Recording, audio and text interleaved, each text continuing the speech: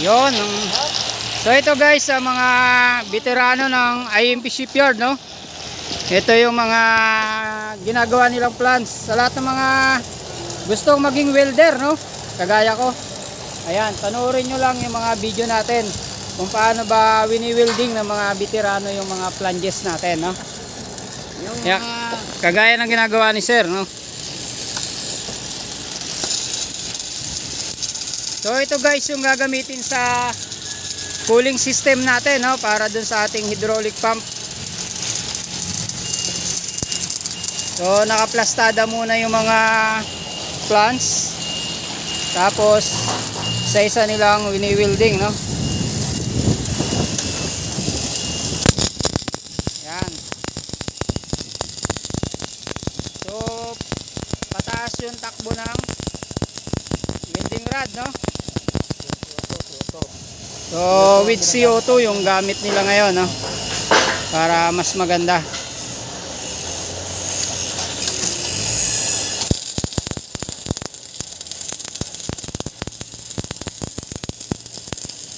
Ayan, kailangan kasi sigurado na walang tagas yan kasi cooling system yan.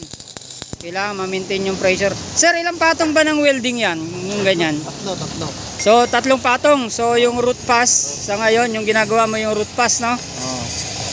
Yan. Tapos sunod yan, hot pass.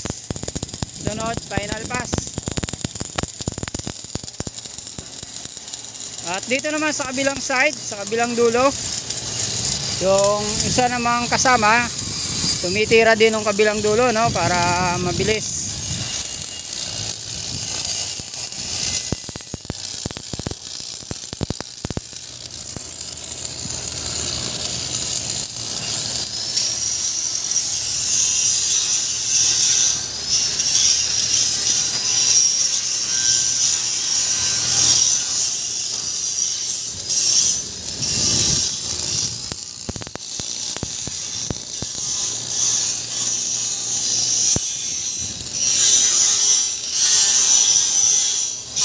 Sir, anong tawag ba dyan sa wini-welding mo yan? Root pass ba yan o hot pass na yan? Root pass to, pre. So yan yung kauna-unahan pa lang. Oo. Okay. So kagaya na ito, no? Tapos bali ilang patong din yan, sir? Tatlo. 3 patong. Tapos final na. Okay. So Yung pangatlo, final na yun. So yun guys, ito yung mga veteranong welder dito sa IMP Shipyard. So batiin mo yung pamilya mo dun, sir. Shout out pala sa pamilya ko doon sa Bogos City. Bogos City? Bogos City. Bogos City, ayan. So ano pong pangalan niyo, sir? Orly Salvador. Orly Salvador. Ayan, shout out sa lahat ng Salvador family dyan sa ano ang lugar yan? Bogos City. Bogos City. Ayan, so hindi ako taga rito sa Leyte, kaya medyo hindi ako familiar din sa mga lugar. So yan guys, for now, yan yung buhay ng welder dito sa shipyard, no?